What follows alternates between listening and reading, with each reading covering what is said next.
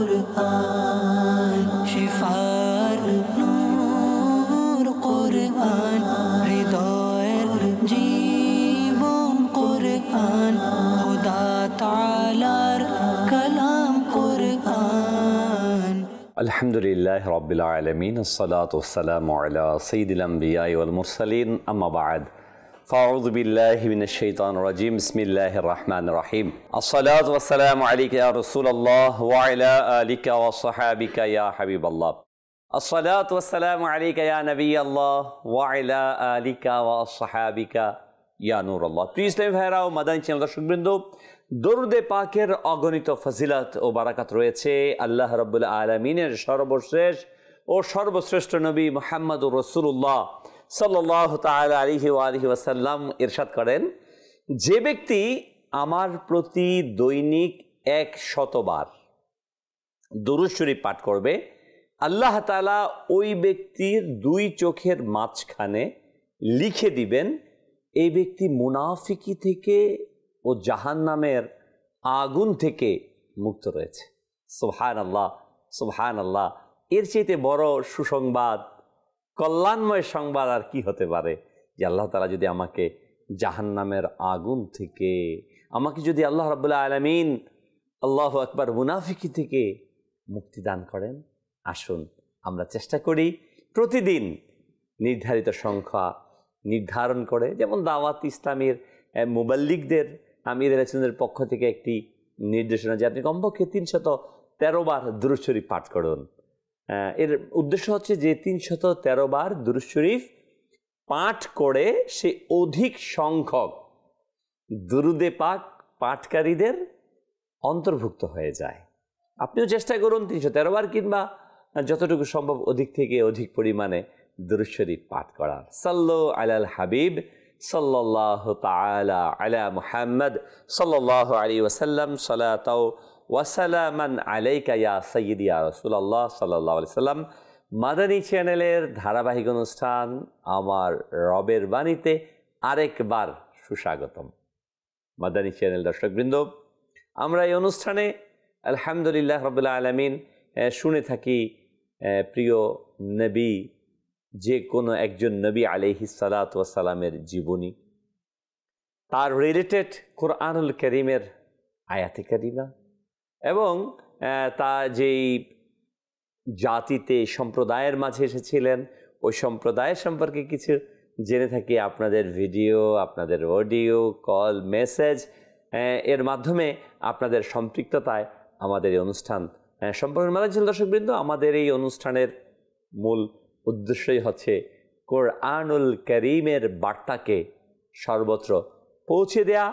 আজও আমরা একজন নবী আলাইহিস সালাতু ওয়াস সালামকে নিয়ে আজকের এই অনুষ্ঠানকে সাজিয়েছি এবং সুবহানাল্লাহ সুবহানাল্লাহ তার সম্পর্কিত যে কোরআনুল কারীমের কিছু আয়াতে কারিমা আপনাদের মাঝে তেলাওয়াত করা হবে।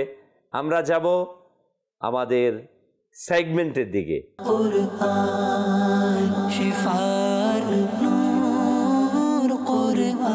প্রিয় ইসলামী ভাইরা মাদানী দর্শকবৃন্দ, আমাদের রবের বাণী অনুষ্ঠানের এ পর্যায়ে আমাদের সেগমেন্ট হচ্ছে ভিডিও প্যাকেজ। আমরা মনোযোগের সাথে শুনব আজকের এই ভিডিও প্যাকেজটি এবং চেষ্টা করব এর থেকে বিভিন্ন তথ্যগুলো হৃদয়ের মাঝে গেঁথে রাখার। জি, ভিডিও প্যাকেজ চালিয়ে দিন। সাল্লু আলাল হাবিব সাল্লাল্লাহু তাআলা আলা মুহাম্মদ সাল্লাল্লাহু আলাইহি ওয়াসাল্লাম। মাদানী চ্যানেলের দর্শকবৃন্দ, আপনাদের সকলের পছন্দনীয় অনুষ্ঠান আমার রবের বাণী আপনারা দেখছেন। আর এই অনুষ্ঠানের মধ্যে আমরা কোরআনে পাক থেকে বিভিন্ন ঘটনা শ্রবণ করে থাকি, বিশেষ করে আম্বিয়ায়ে কেরাম যারা রয়েছেন তাদের জীবনী এবং তাদেরকে যে গোত্রের মাঝে প্রেরণ করা হয়েছিল সেই গোত্র সম্পর্কে আমরা শুনে থাকি। আজ আমরা শুনব হযরত সাইয়্যিদুনা ইসমাঈল আলাইহিস সালাতু ওয়াস সালাম এর জীবনের কিছু অংশ।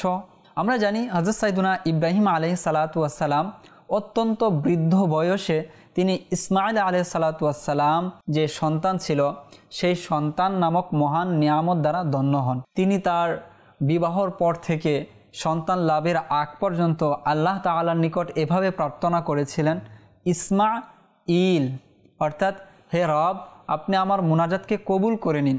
আমরা জানি বনি ইসরাইল, এখানেও ইসরাইল রয়েছে। ইল হচ্ছে আল্লাহ পাক, ইসরা হচ্ছে বান্দা, সুতরাং বোঝাই যায় ইল হচ্ছে আল্লাহ পাকের একটি নাম বা আল্লাহ পাককে বোঝানো হয়ে থাকে। তো তিনি এভাবে বারংবার আল্লাহ তাআলার নিকট প্রার্থনা করেছেন। অতঃপর যখন আল্লাহ পাক তাকে সন্তান দ্বারা ধন্য করলেন, তখন এই যে মোনাজাত তিনি করেছিলেন জীবনভর, সেই মোনাজাতকে তাজা রাখার জন্য, সতেজ রাখার জন্য, স্মরণ রাখার জন্য সেই মোনাজাতটিকেই নিজের সন্তানের নাম রেখে দিলেন। আর পরবর্তীতে সেই নামটি আরেকটু সংক্ষিপ্ত হয়ে ইসমাইল হয়ে গেল। এই হচ্ছে তার নাম। আর তার উপাধি হচ্ছে জাবিহুল্লাহ। জাবিহুল্লাহ কেন তার উপাধি? কেননা তিনি নিজেকে সঁপে দিয়েছিলেন কুরবানি হওয়ার জন্য, নিজেকে কুরবান করার জন্য তিনি নিজেকে সঁপে দিয়েছিলেন, এই জন্য তাকে জাবিহুল্লাহ বলা হয়। এছাড়াও আল্লাহ পাক তাকে বেশ কিছু বিশেষত্ব বৈশিষ্ট্য দ্বারা ধন্য করেছেন, যেমনটা কোরআনে পাকের মধ্যে ইরশাদ হয়েছে, বিসমিল্লাহির রহমানির রহিম, ওযকুর ফিল কিতাবি ইসমাঈলা ইন্নাহু কানা সাদিকাল ওয়াদি ওয়া কানা রাসূলান নাবিয়্যা। এই আয়াতের মধ্যে আল্লাহ পাক তাকে সাদিকাল ওয়াদ এবং রাসূলান নাবিয়্যা দুইটি উপাধি দ্বারা ধন্য করেছেন। এক হচ্ছে তিনি প্রতিশ্রুতি বাস্তবায়নের ক্ষেত্রে অত্যন্ত সত্যবাদী ছিলেন, যদি কোনো প্রতিশ্রুতি করতেন তিনি সেটি ভঙ্গ করতেন না। দ্বিতীয়ত হচ্ছে রাসূলান নাবিয়্যা, অর্থাৎ তিনি ওই নবী ছিলেন যিনি অদৃশ্যের সংবাদ প্রদান করতেন। অন্য জায়গায় আল্লাহ তাআলা ইরশাদ করেছেন যে ইসমাইল, ইয়াসা এবং দুলকিফল, এই যে আম্বিয়া কেরাম যারা রয়েছেন তারা প্রত্যেকেই মানুষের মধ্যে সর্বশ্রেষ্ঠ, অর্থাৎ এখানে আল্লাহ পাক তাকে সর্বশ্রেষ্ঠ বলেছেন।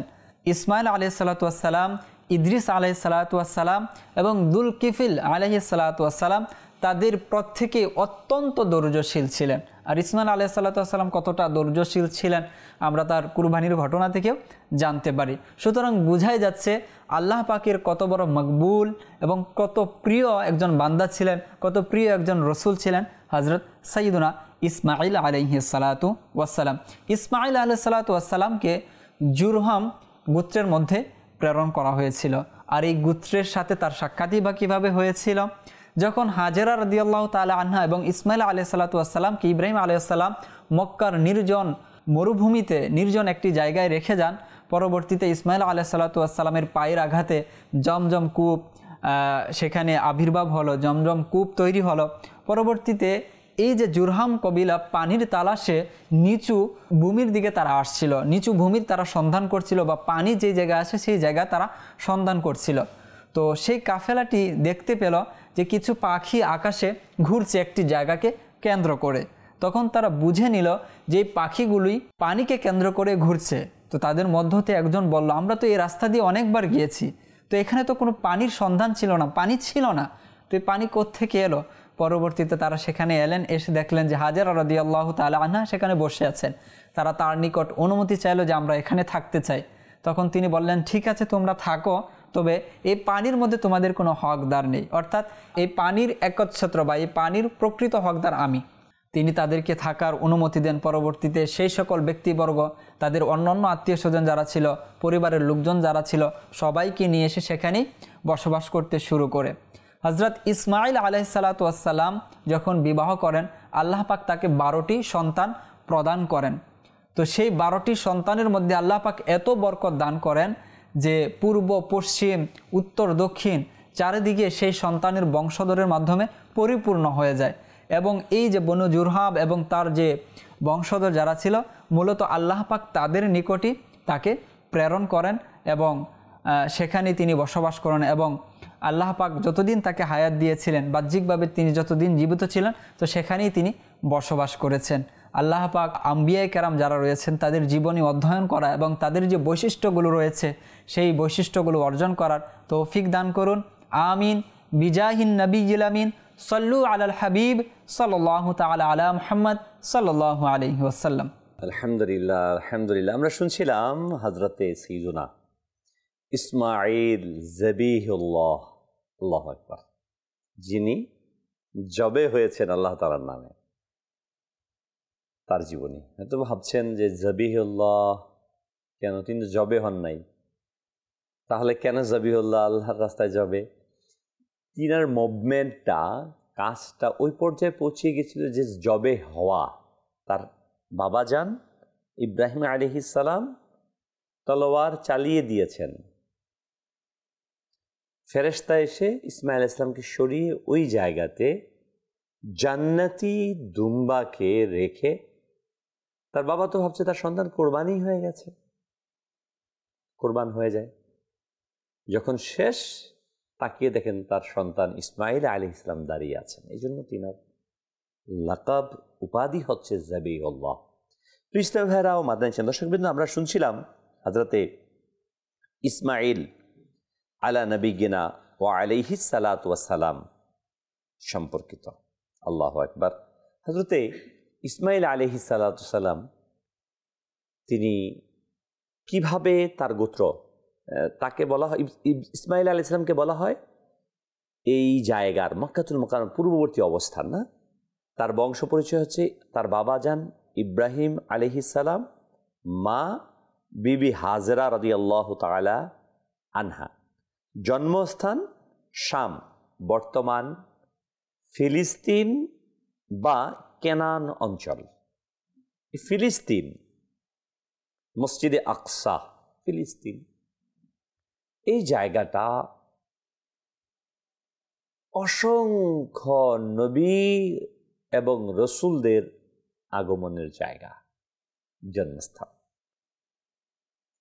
হযরতে ইসমাইল আলাইহিস সালাম তিনি বড় হন মক্কাতুল মুকাররমায়, জন্ম নিয়েছিলেন শাম, বর্তমান ফিলিস্তিন বা কেনান অঞ্চল, আর বড় হন এবং নবুয়তের কার্যক্রমকে পরিচালনা করেন মক্কাতুল মুকাররমাতে। যেহেতু আমরা জানি, শুনেছি ভিডিও প্যাকেজের মধ্যে, তার বাবা আল্লাহ তাআলার নির্দেশক্রমে এখানে নিয়ে মরুভূমিতে রেখে যান।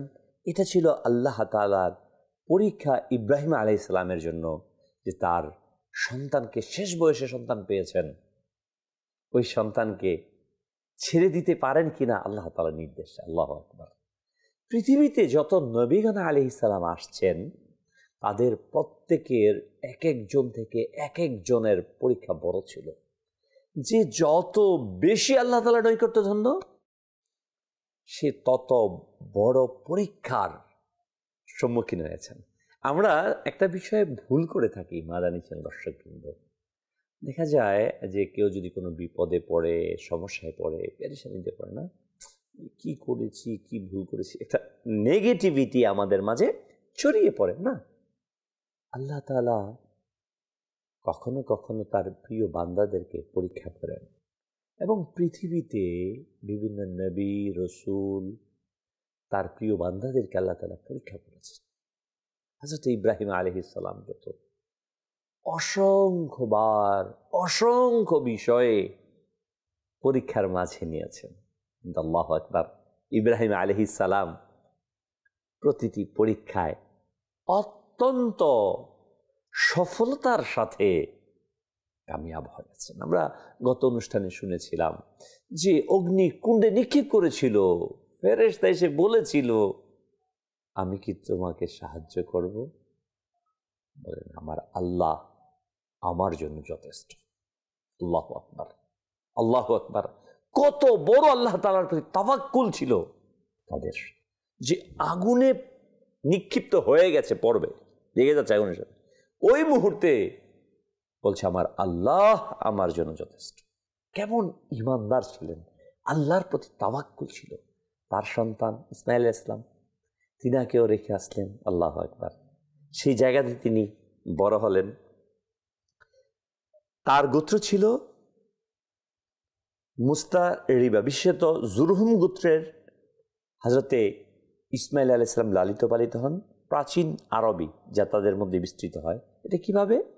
যখন ইব্রাহিম আলাইহিস সালামের নির্দেশে তার স্ত্রী এবং শিশু ইসমাইল আলাইহিস সালামকে মরুভূমিতে রেখে যান বর্তমান মক্কায়, তখন সেখানে পানি ও জনবসতি কিছুই ছিল না। আল্লাহ তাআলা কুদরতে যখন জমজম হয়, কিছুদিন পর ইয়েমেনের দিক থেকে এক গোত্র বনু জুরহুম এই অঞ্চলে আসেন। তখন মা হাজরা রাদিয়াল্লাহু তাআলা আনহা তাদেরকে অনুমতি দেন সেখানে থাকার, পানি পান করার, এবং তাদের সাথে মিশে যান। এবং পরবর্তীতে এই গোত্রের ইসমাইল ইসলাম যুবক হলেন, তখন জুরহুম গোত্রের প্রধান মাতাদ বিন আমরের মেয়েকে তিনি বিবাহ করেন। এভাবেই এই মক্কাতুল মুকাররমা, আজকের বর্তমান সময়ের যে মক্কাতুল মুকাররমা আমরা দেখতে পাই, যা পূর্বেও ছিল কাবাতুল্লাহ শরীফ, নূহ আলাইহিস সালামের সময় যখন সেটা ধ্বংসপ্রাপ্ত হয়ে গিয়েছিল, সেখানে কোনো মানব বসতি ছিল না। মানব বসতি পরবর্তীতে শুরু হয় হজরতে ইব্রাহিম আলাইহিস সালামের মাধ্যমে। আপনারা যারা হজে গিয়েছেন কিংবা উমরাতে হয়তো দেখেছেন আল হিজরা মসজিদ। এই হিজরা মসজিদের পাশেই যে এরিয়াটা, হিজরা মসজিদ এরিয়া, এটা হচ্ছে হজরতে ইব্রাহিম আলাইহিস সালামের বসতি। এই জায়গাতেই তিনি বসবাস করেছিলেন। প্রিয় ইসলামী ভাইয়েরা ও মাদানী চ্যানেলের দর্শকবিন্দু, ইসমাইল ইসলাম আরবের ভাষা, আচার সংস্কৃতি এতটাই একত্রীভূত হয়ে গিয়েছিল যে তাকে আরবদের অন্যতম পূর্বপুরুষ হিসেবে ধরা হয়। ইতিহাস থেকে জানা যায় আরব জাতি 3 ভাগে বিভক্ত। আরিবা, আল আরব আরিবা, অর্থাৎ মূল আরব, প্রাচীন কাহাতান গোত্র যা ইয়েমেন অঞ্চলের, আর আরব মুস্তারিবা, আরবিকৃত আরব, ইসমাইল আলাইহিস সালামের বংশধর স্থানান্তরিত হয়ে এসছেন। আরব বাদিয়া বা যাযাবর আরব, ইসমাইল ইসলামের বংশধররা আরব মুস্তারিবা নামে পরিচিত। এবং এদের থেকে পরবর্তীতে কোরাইশ গোত্র, বনি হাশিম, অর্থাৎ নবী আকরাম সাল্লাল্লাহু আলাইহি ওয়াসাল্লামের যে বংশধর, তারা উদ্বুদ্ধ হন। ইসমাইল ইসলামের তিনার নবুয়তের ধারা, আল্লাহ তাআলা ইসমাইল আলাইহিস সালামকে আরব অঞ্চলের জন্য নবী হিসেবে মনোনীত করেন। তার দাওয়া ছিল তার বাবাজান ইব্রাহিম আলাইহিস সালামের মতোই তাওহীদ, ইবাদত, শিরক পরিহার করে একত্ববাদের মাঝে নিয়ে আসা।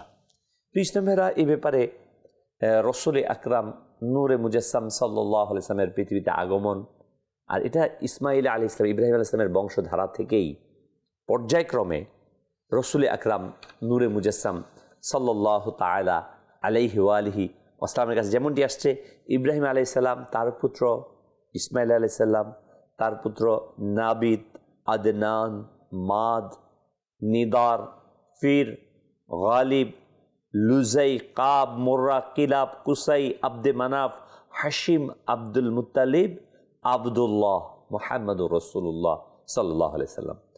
আর মনে রাখবেন মাদানী চ্যানেল দর্শকবৃন্দু, নবী সাল্লাল্লাহু আলাইহি সাল্লামের পূর্ববর্তী পূর্বপুরুষগণ যারা আছে, তারা প্রত্যেকেই একত্ববাদে বিশ্বাসী।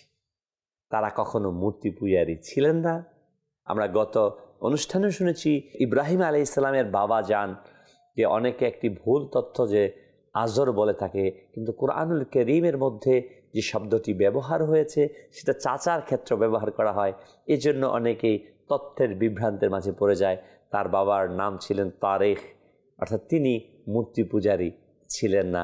নবী সাল্লাল্লাহু আলাইহি সাল্লামের পূর্বপুরুষ একেবারেই যেতে যেতে আদম আলাইহিস সালাম পর্যন্ত কেউই কখনো মূর্তি পূজারী ছিলেন না, বরং প্রত্যেক নবী আলাইহিস সালাম এর পূর্বপুরুষগণ একত্ববাদী ছিলেন। বিশেষত প্রিয় আকা সাল্লাল্লাহু আলাইহি সাল্লামের পূর্বপুরুষ একত্ববাদে বিশ্বাসী ছিলেন। হযরতে ইসমাইল আলা নবিয়িনা ওয়া আলাইহিস সালাম পৃথিবীতে জাহিরি হায়াত প্রায় 137 বছর পেয়েছিলেন। আর তার ইন্তেকালের পর তার মা জান হাজরা রাদিয়াল্লাহু তাআলার পাশে মসজিদে হারামে হিজরে ইসমাইল এলাকায় দাফন করা হয়। প্রিয় ইসলামী ভাইরা ও মাদানী চ্যানেলের দর্শকবৃন্দ, আমরা শুনছিলাম হজরতে ইসমাইল আলা নবিয়িনা ওয়া আলাইহিস সালাতু ওয়াসসালামের সম্পর্কিত বিষয়। আমরা যাব পরবর্তী সেগমেন্টের দিকে।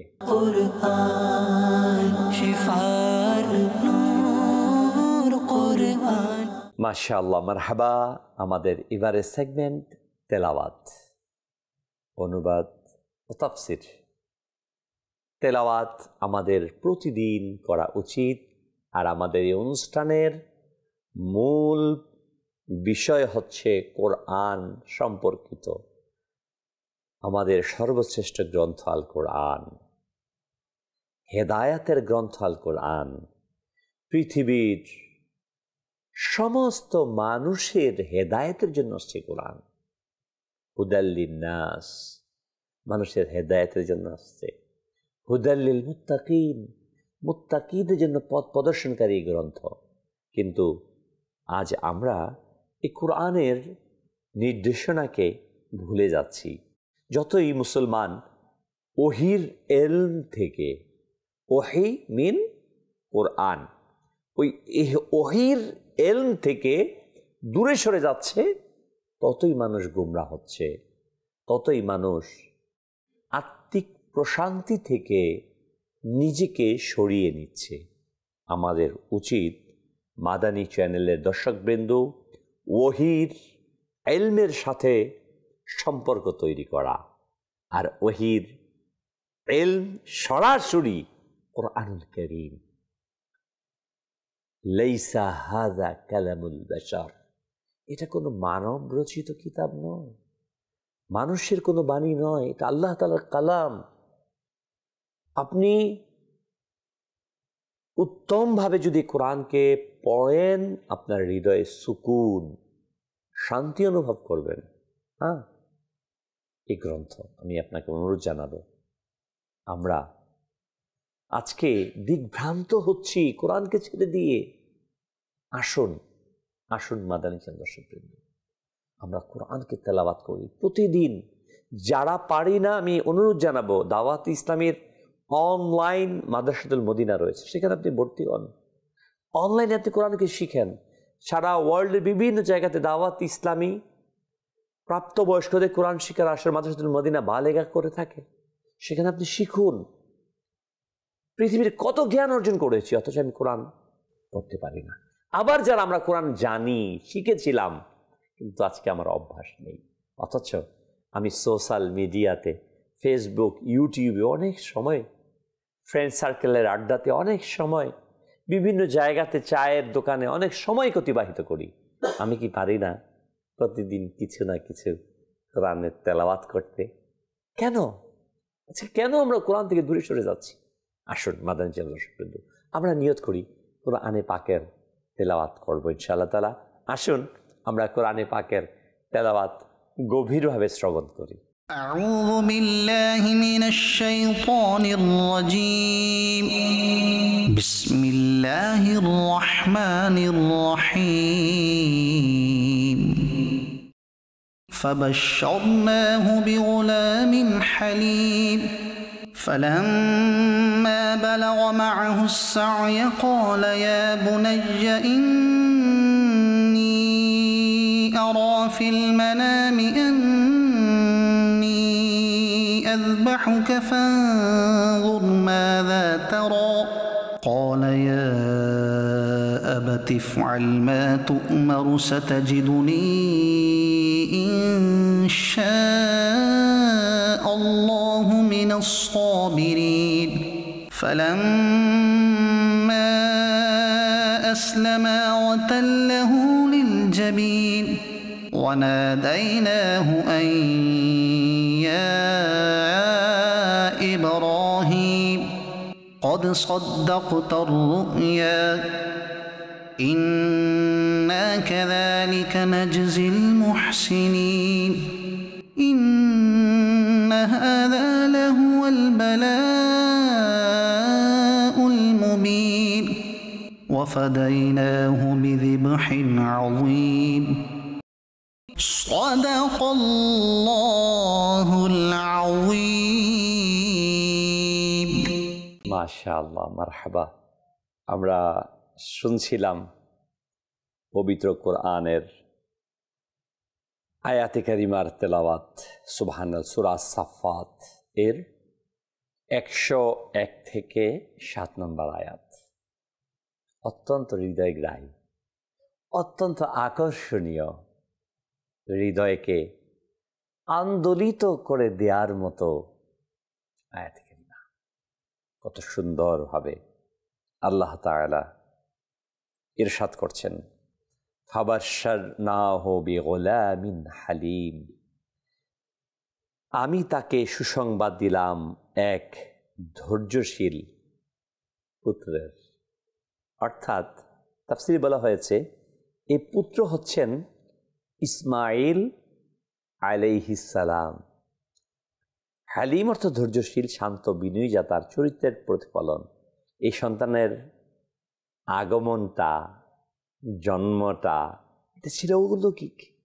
কারণ হযরত ইব্রাহিম আলাইহিস সালাম ছিলেন বার্ধক্যে, আর তার স্ত্রী হাজেরা ছিলেন বয়স্কা।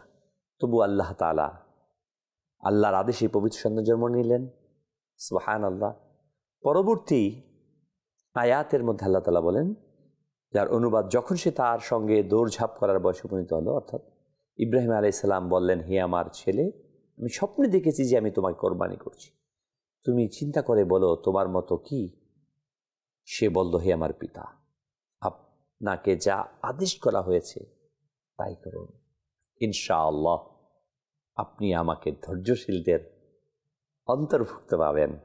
অতঃপর যখন তারা উভয় আল্লাহর আদেশের প্রতি আত্মসমর্পণ করল এবং ইব্রাহিম তাকে কাঁধ করে শোয়ালেন, তখন আমি তাকে আহ্বান করলাম, হে ইব্রাহিম, তুমি তো স্বপ্নকে সত্য প্রমাণ করলে, নিশ্চয়ই আমি এমনইভাবে সৎকর্মশীলদের পুরস্কৃত করি। নিশ্চয়ই এটাই ছিল এক প্রকাশ্য পরীক্ষা এবং আমি তার পরিবর্তে এক মহা কোরবানি দ্বারা তাকে মুক্তি প্রদান করলাম। আল্লাহু আকবার, আল্লাহু আকবার। মাদানী চ্যানেলের দর্শকবৃন্দ, আল্লাহ তাবারক ওয়া তাআলা সূরা আস-সাফফাতের মধ্যে ইব্রাহিম আলাইহিস সালামের পরীক্ষার কথাকে সুন্দরভাবে উপস্থাপন করেছেন। তার সন্তান কেমন ছিল, সন্তান বাবার সাথে কেমন আচরণ করেছেন, আমাদের কেমন আচরণ হওয়া দরকার, এই বিষয়টা বিস্তারিতভাবে আল্লাহ রাব্বুল আলামিন এই আয়াতে কারিমার মাঝে বর্ণনা করেছেন। মাদানী চ্যানেলের দর্শকবৃন্দ, যে আমি তাকে আদেশ দিলাম, হে আমার প্রিয় পুত্র, আমি স্বপ্নে দেখেছি। নির্দেশ, এটা ছিল আল্লাহ তাআলার পক্ষ থেকে একটি পরীক্ষা। ইব্রাহিম আলাইহিস সালাম স্বপ্নে দেখলেন তিনি তার প্রিয় বস্তুকে কোরবানি করছেন। তো ইব্রাহিম আলাইহিস সালাম প্রথম উট কোরবানি করলেন কিছু সংখ্যক, আবার দেখলেন যে প্রিয় বস্তুকে কোরবানি করছে। ইব্রাহিম আলাইহিস সালাম আরও অধিক সংখ্যক উট কোরবানি করলেন। ঐতিহাসিকগণ বলেছেন যে 1000 পর্যন্ত উট আল্লাহ রাস্তায় তিনি কোরবানি দিয়েছেন। কিন্তু আবার যখন দেখলেন স্বপ্নে, তো তিনি খোঁজ করলেন সবচেয়ে প্রিয় বস্তু কি, খুঁজে পেলেন শেষ বয়সের সন্তান ইসমাইল আলাইহিস সালাম। নবীদের স্বপ্ন যেটা, এটা হচ্ছে ওয়াহি। আর সাধারণ বলা হয়েছে সাধারণ মুসলমান যেটা দেখে, এটাও একটা নির্দেশনা, যারা মুমিন মুত্তাকি। এটার মাঝে আবার কিছু ফার্ক ডেফিনেশন রয়েছে, স্বপ্ন কখন দেখলে, কোন অবস্থায় দেখলে, কার ব্যাখ্যা, তাবির কি হয়। এটা যারা স্বপ্নের তাবিরকে ব্যাখ্যা করেন মাহির, তারা এই বিষয়গুলোকে পরিপূর্ণভাবে উপলব্ধি করেন। হযরতে ইসমাইল ইসলাম স্বপ্নে দেখলেন এবং স্বপ্নে দেখে তিনি পুত্রকে এসে বললেন, ইয়া বুনা, হে আমার পুত্র, আমি স্বপ্নে দেখেছি যে আমি তোমাকে কোরবানি করছি, তোমার কি মত? আল্লাহু আকবার। বাবা ছেলেকে বলছেন। ইসমাইল ইসলাম বললেন, হে আমার পিতা, আপনি যা আদেশ পাচ্ছেন তাই করুন, ইনশাআল্লাহ মিনাস সাবিরিন, আমাকে ধৈর্যশীলদের অন্তর্ভুক্ত পাবেন। কেমন সন্তান? উলামায়ে কেরাম কিতাবের মধ্যে লিখেছেন যে তার বয়স কমবেশ 12 হয়েছিল, 12 কি 13। ওই বয়সটা ছিল হযরতে ইসমাইল আলাইহিস সালাতু ওয়াস সালামের। কেমন আনুগত্যশীল সন্তান না? কেন হলো সে আনুগত্যশীল? কারণ ইসমাইল আলাইহিস সালাতু ওয়াস সালামকে তিনি পরিপূর্ণ প্রশিক্ষণ প্রদান করতে পেরেছিলেন। একজন নেক, পরহেজগার, আবেদা, জাহেদা মায়ের গর্ভে ধারণ করেছিলেন। এজন্য তিনি ইসমাইল আলাইহিস সালামকে ইব্রাহিম আলাইহিস সালাম যখন বললেন আল্লাহ তাবারক ওয়া তাআলা যা বলেন, আল্লাহু আকবার, যদি সেটা হয় তাহলে আমি মঞ্জুর, কবুল। বাবা যদি হন নেককার, মা যদি হন নেককার, অধিকাংশ সন্তান নেককার হয়।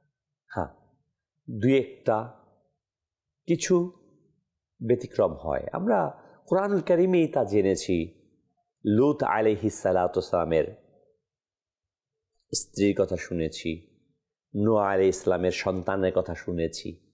এটা ব্যতিক্রম, কিন্তু মেজরিটি যদি বাবা নেককার হয়, বাবা পরহেজগার হয়, মা পরহেজগার হয়, তারা সন্তান নেককার পায়। কোরআন কারীমে অসংখ্য এক্সাম্পল আল্লাহ তাআলা দিয়েছেন। আমরা সূরা বাকারা পড়ি না মাদানী চ্যানেল দর্শকবৃন্দ?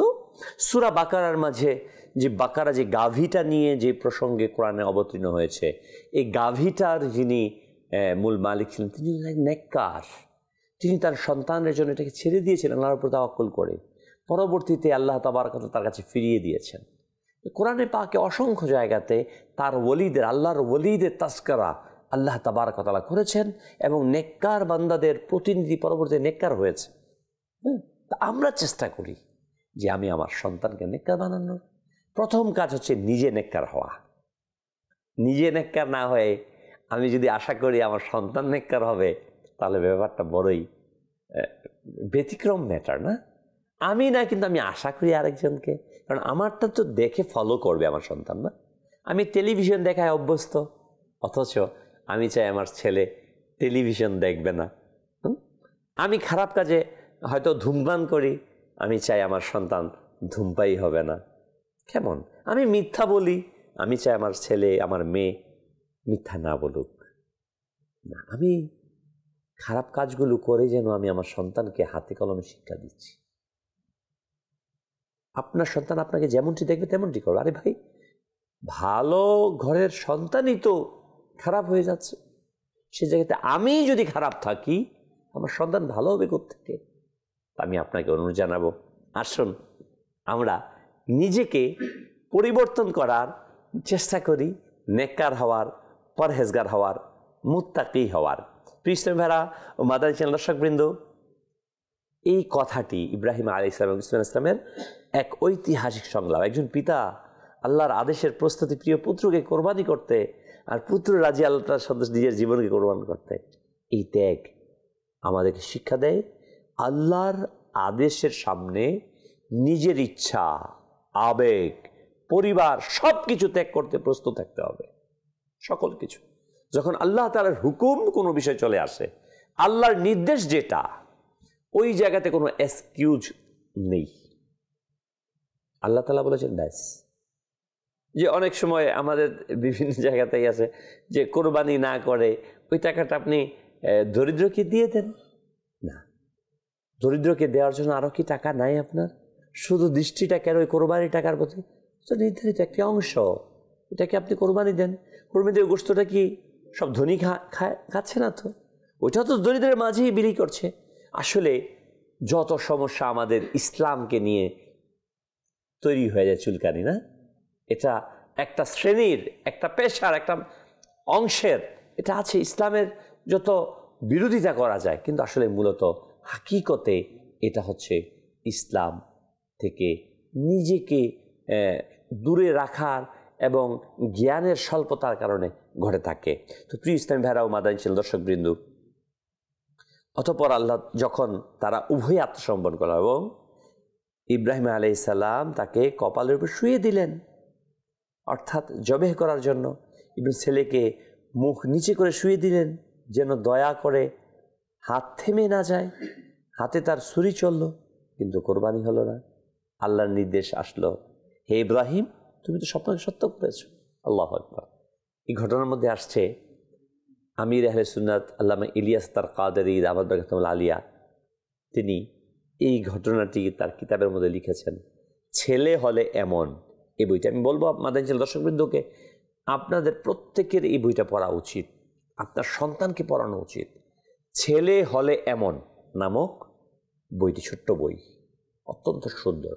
তার ইসমাইল আলাইহিস সালাম তার বাবাকে কোরবানির পূর্বে 2টি আরজ করেন, অনুরোধ জানান, বাবা আমাকে উপর করে শুয়ে দেবেন, কিংবা আপনি চোখ বেঁধে নেবেন। বলে কেন?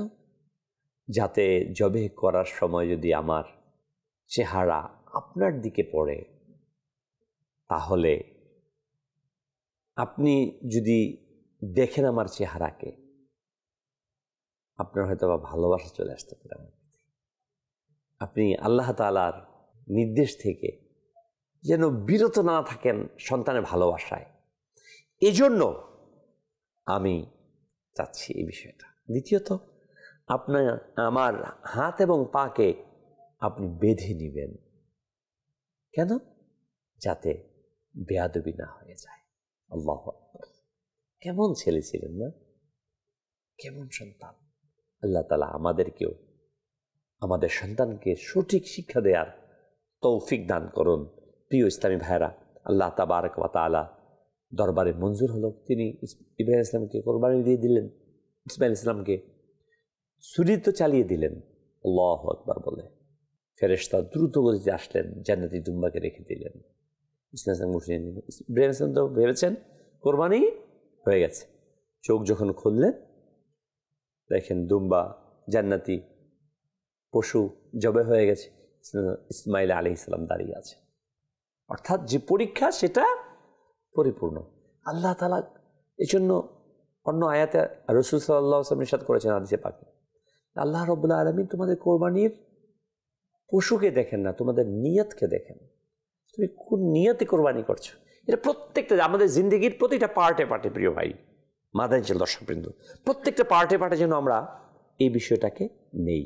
জি, পরবর্তী সেগমেন্ট।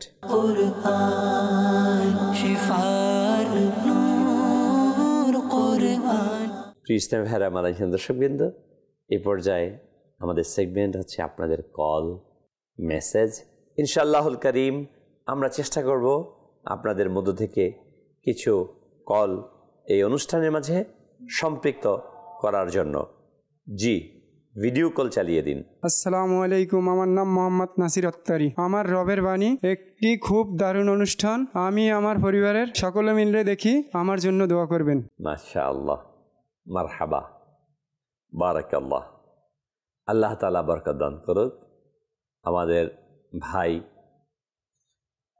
তিনি আমাদেরকে উৎসাহিত করেছেন পরিবার সকলকে দেখে, সাথে নিয়ে অনুষ্ঠান দেখে থাকে, এই জন্য আন্তরিক মোবারকবাদ। আল্লাহ তাআলা বরকত। এছাড়াও আমাদের সোশ্যাল মিডিয়ার মাধ্যমে ফেসবুকে রয়েছেন আমাদের মোহাম্মদ মজিবুর রহমান ভাই সহ অন্যান্য সকলকেই আন্তরিক মোবারকবাদ।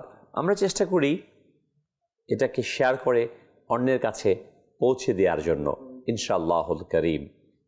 প্রিয় ইসলামী ভাইরা ও মাদানী চ্যানেল দর্শকবৃন্দ, আমাদের এই কল্যাণকর বিষয়গুলো আমরা যারা সোশ্যাল মিডিয়া ব্যবহার করি, ফেসবুক ব্যবহার করি, আমরা বিভিন্ন কন্টেন্ট শেয়ার করে থাকি।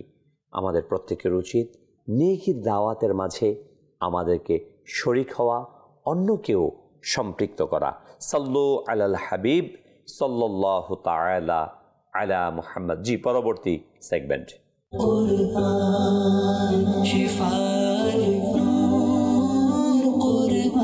প্রিয় ইসলামী ভাইরা ও মাদানী চ্যানেল দর্শকবৃন্দ, জাতি নিয়ে আমরা প্রথমেই শুনেছিলাম হজরতে ইসমাইল আলা নবিয়িনা ওয়া আলাইহিস সালাতু ওয়াস সালাম সম্পর্কে।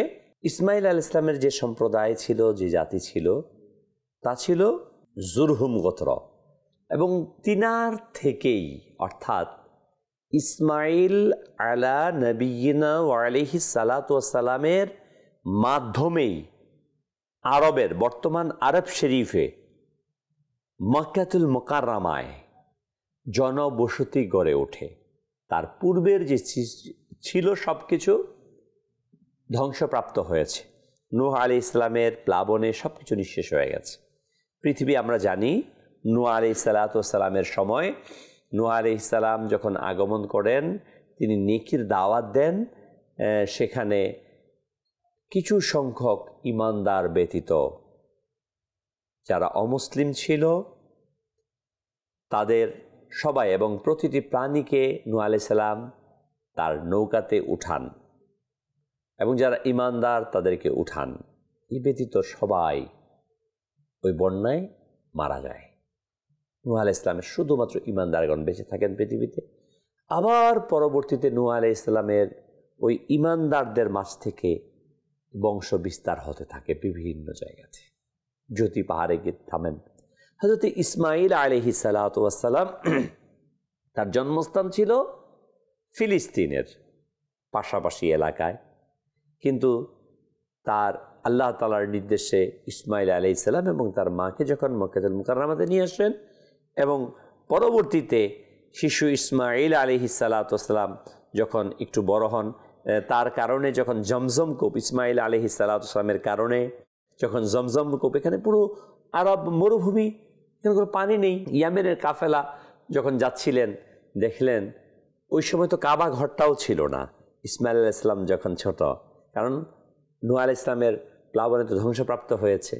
পরবর্তীতে আরও বড় হওয়ার পর ইব্রাহিম আলাইহিস সালাম তার সন্তান ইসমাঈল আলাইহিস সালামকে নিয়ে এই কাবা শরীফকে ওই মূল ভিত্তির উপর আবার দাঁড়া করান। কিন্তু ইসমাঈল আলাইহিস সালাম যখন ছোট ছিলেন তখন কিন্তু কাবা শরীফ ছিল না, বরং কাবার পাশেই ইসমাঈল আলাইহিস সালামের পায়ের ধাক্কাতে জমজম শরীফ হয়, সেটাকে বাদ দেন, পানি আটকান। তো যখন কাফেলা যাচ্ছিল ইয়ামেনি কাফেলা, তখন ইসমাঈল আলাইহিস সালামের আম্মা যান মা হাজেরা তাদেরকে অনুমতি প্রদান করেন এবং তারা সেখানে ওই জুরহাম গোত্রের লোকেরা সেখানে অবস্থান করেন। ইসমাঈল আলাইহিস সালাম যখন প্রাপ্তবয়স্ক হন তখন তিনি জুরহাম গোত্রের যিনি প্রধান মাদান বিন আমরের কন্যাকে বিবাহ করেন। এটাই হচ্ছে তার মূলত বংশধর। কিন্তু যখনই সময় অতিবাহিত হয় তারা বিভিন্নভাবে গুমরাহ হতে থাকে,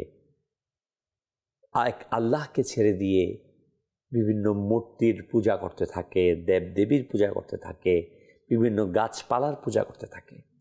আল্লাহ তাবারক ওয়া তাআলা পৃথিবীতে একত্ববাদের মাঝেই পাঠিয়েছিলেন, কিন্তু মানুষ শয়তানের আসওয়াসে পড়ে একত্ববাদ থেকে ফিরে যান। তখনই আল্লাহ তাবারক ওয়া তাআলা পাঠান হযরতে ইব্রাহিম আলাইহিস সালাম যে শরিয়াত ছিল, যে কিতাব ছিল, ওই কিতাবকেই ইব্রাহিম আলাইহিস সালাতু ওয়াস সালাম এর সেই কিতাবকেই ইসমাঈল আলাইহিস সালাতু ওয়াস সালাম ইস্টাবলিশ করেন, প্রচার করেন, নেকির দাওয়াত দেন, একত্ববাদের শিক্ষা প্রদান করেন। আমরা যাব পরবর্তী সেগমেন্টের দিকে।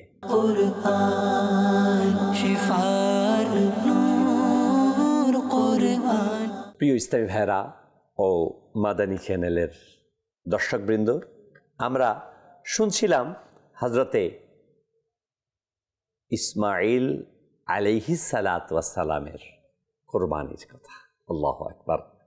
তিনি কিভাবে ছোট্ট সময়েই বাবাজানের কথায় বাধ্য হলেন এবং ইব্রাহিম আলাইহিস সালাতু ওয়াস সালামও তার সন্তানকে কত সুন্দর পেলেন।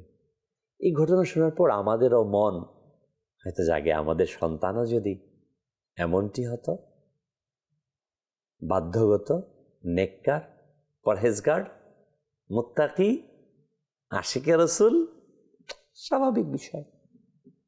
কিন্তু কিভাবে? যদি আমরা আমার সন্তানকে নেককার বানাতে চাই, পরহেজগার বানাতে চাই, প্রথমত আমাকে যে কাজটি করতে হবে, যুবক ভাইদেরকে বলছি, আমরা প্রথমে যে কাজটি করব সেটি হচ্ছে আমরা যখন আমাদের বিবাহ করব, ওই বিবাহের ক্ষেত্রে খেয়াল রাখা, অবৈধ কাজ থেকে বিবাহকে পবিত্র রাখা। কারণ সন্তান আগমনের প্রসেসিং মাধ্যম আল্লাহ তাআলার নির্দেশনা, প্রিয় আকা সাল্লামের সুন্নতে মুবারাকা, বিবাহের অনুষ্ঠান। এটা জাস্ট একটি অনুষ্ঠান না, এটা একটি ইবাদত। বড়ই দুঃখের বিষয়, আজকে আমরা আমাদের ইবাদতগুলোকে বেহায়াপনা দ্বারা পূর্ণ করেছি। দেখুন, আল্লাহ তাআলা আমাদেরকে ঈদ দিয়েছে, ঈদুল আযহা, ঈদুল ফিতর, আমাদের খুশি না? এটা কেন দিয়েছেন? আল্লাহ নবী সাল্লাল্লাহু আলাইহি ওয়াসাল্লাম বলেছেন, এটা তোমাদের খুশির দিন, এটা হচ্ছে ইবাদত, শুকরিয়ার দিন, নিয়ামত প্রাপ্তির দিন। কিন্তু আজ আমরা এই আনন্দটাকে, নিয়ামত প্রাপ্তির দিনটাকে চাঁদ রাত মানে বেহায়াপনা রাত বানিয়ে ফেললাম।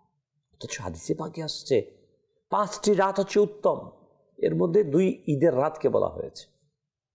একইভাবে দেখেন আমরা নাফরমানির কোন পর্যায়ে পৌঁছে গেছি। একইভাবে এই বিবাহের রাতটা আল্লাহ তাআলার নিয়ামত গ্রহণের রাত, হ্যাঁ, অথচ এই রাতটাকে আমি গায়ে হলুদের নাম দিয়ে বেহায়াপনা, উলঙ্গপনা, কি না করছি আমি।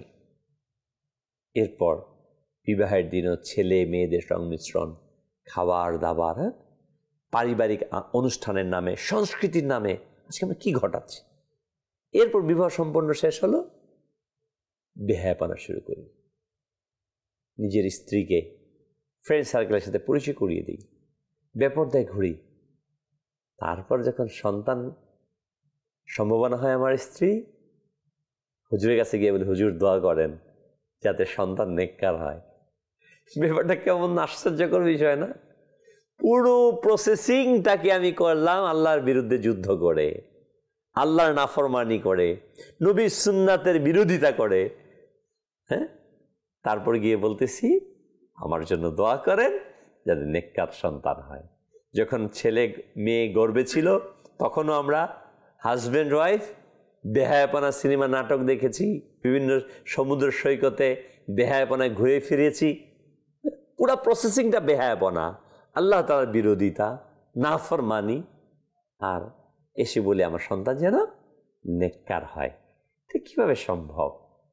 ইসমাইল আলাইহিস সালাম কি ইব্রাহিম আলাইহিস সালাম, আল্লাহু আকবার, আল্লাহ তাআলার নির্দেশে পরিচালিত করেছেন। হাজরা রাদিয়াল্লাহু তাআলা আনহাকে হাজারো কষ্টের মাঝেও আল্লাহর নির্দেশকে পালন করেছেন। মরুভূমিতে আল্লাহ তাআলার নির্দেশ, এটা তাদের জন্য, তারা নবী আলাইহিস সালাম, তাদের পরীক্ষাটা অনেক বড়, ও পরীক্ষা উত্তীর্ণ হয়েছেন। আর আমরা সামান্য বিষয়গুলোকে আল্লাহ তাআলার নির্দেশকে পালন, নামাজ বলা হয়েছে তুমি পর্দা করো, পর্দা করতে পারছি না। নামাজ পড়ো, 5 ওয়াক্ত নামাজ আদায় করতে পারছি না। হালাল ভক্ষণ করো, সুদকে বর্জন করো, মিথ্যাকে বর্জন করো, বিষয়গুলো এগুলোকে আমরা পরিহার করতে পারছি না, আর চাচ্ছি বড়টা। কিভাবে সম্ভব? আসুন আল্লাহ তাআলার নিয়ামত প্রাপ্ত হওয়ার জন্য আল্লাহ রাব্বুল আলামিনের আনুগত্যশীল হই, আল্লাহ তাআলার জন্য নিজেকে উৎসর্গ করি। রাসূল আকরাম সাল্লাল্লাহু আলাইহি ওয়াসাল্লাম ইরশাদ করেন, একজন পিতার উপর 3টি বিষয় ওয়াজিব। তার সন্তানকে, ছেলেকে, মেয়েকে ওই পিতা নবীর ভালোবাসা শিখাবে। ভালোবাসা শিক্ষা দেওয়া এটা বাবার উপর ওয়াজিব। অনেক বাবা আছে বলে আমার ছেলে কথা শোনে না, এইভাবে চলে। আপনি কি আপনার সন্তানকে শিখিয়েছেন নবীর ভালোবাসা? নাম্বার 2, নবীর আলে বায়েতের ভালোবাসা, নবীর পরিবারের ভালোবাসা, এটা কি শিখানো প্রতিটি বাবার উপর ওয়াজিব। 3, কুরআনুল কারীমের শিক্ষা প্রদান করা। মাদানী চ্যানেলের দর্শকবৃন্দ, আপনি, আমি, আমরা চেষ্টা করি নিজেকে একজন পরিপূর্ণ শিক্ষাকারী হিসেবে প্রতিষ্ঠিত করতে, নেককার বানাতে, পরহেজগার বানাতে, আশিকা রাসূল বানাতে। আমি যদি নেককার হই, আমার সন্তানও নেককার হবে। আল্লাহ তাআলা আমাদের সবাইকে নসিহতকে গ্রহণ করার তৌফিক দান করুক। জি, পরবর্তী সেগমেন্ট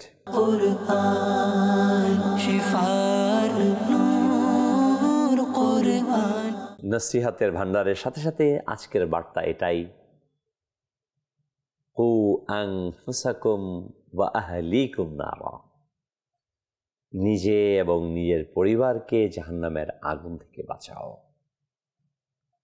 নিজে নেককার হওয়া, সন্তানকে নেককার হিসেবে করে তোলা। আপনি আমি পৃথিবীতে কি রেখে যাচ্ছি? আমার সন্তান। চেষ্টা করি সন্তানকে নেককার বানাতে। শুধুই মাত্র দুনিয়ার জন্য আমরা যেন রেখে না যাই, বরং নেককার হিসেবে করার জন্য প্রচেষ্টা চালাই। আল্লাহ রাব্বুল আলামিন আমাদের সবাইকে নেক আমল নিজে করার এবং নেকির দাওয়াতকে সর্বত্র পৌঁছে দেওয়ার তৌফিক দান করুন। আমাদেরকে প্রচেষ্টা চালাতে হবে। কিন্তু ইব্রাহিম আলাইহিস সালাম, ইসমাইল আলাইহিস সালামের ঘটনা থেকে আমরা এই মেসেজটাই গ্রহণ করতে পারি যে আল্লাহ তাআলার নির্দেশকে পালন করার জন্য সর্বোচ্চ কোরবানি দেয়া, কোরবানি সর্বোচ্চ কোরবানি, যার কোনো মিসাল নাই। তো আমাদের কিন্তু এই পরীক্ষা না ভাই, আমাদের পরীক্ষাটা সামান্য, ছোট্ট, কষ্ট হবে সাময়িক, হারাম অ্যাভেলেবেল, কিন্তু আমাকে চলতে হবে হালাল পদ্ধতিতে।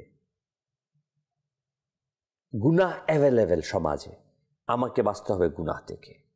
ফ্রি মিক্সিং অ্যাভেলেবেল, আমাকে বাঁচতে হবে, নিজেকে বাঁচাতে হবে। নফস চাবে, মন চাবে বেহায়াপনা করতে, কিন্তু আমাকে বেহায়াপনার সাথে সম্পৃক্ত হতে দেওয়া যাবে না। কারণ আমি আল্লাহ তাআলার বান্দা, আমি আল্লাহ তাআলার কাছ থেকে এসেছি। ইন্না লিল্লাহ, নিশ্চয় আমরা আল্লাহ তাআলার কাছ থেকে আসছি এবং তারই কাছ থেকে ইন্না ইলাইহি রাজিউন, আবার তার কাছ থেকে ফিরে যেতে হবে। অতএব আমাদের উচিত ওই আল্লাহ তাবারক ওয়া তাআলার দরবারে হাজির হওয়ার জন্য প্রস্তুত গ্রহণ করা। আল্লাহ তাআলা আমাদের সবাইকে সে তৌফিক দান করুন। মাদানী চ্যানেল দর্শকবৃন্দ, ইনশাআল্লাহুল কারীম আবার আগামী সপ্তাহে ইনশাআল্লাহ আমরা আরেকজন নবী আলাইহিস সালামের জীবনী নিয়ে, গোত্র নিয়ে হাজির হব ইনশাআল্লাহ তাআলা। ভালো থাকুন, মাদানী চ্যানেল দেখতে থাকুন। সাল্লু আলাল হাবিব সাল্লাল্লাহু তাআলা আলা মুহাম্মদ। কুরআন শিফার নূর, কুরআন হৃদয়ের জীবন, কুরআন খোদা তাআলা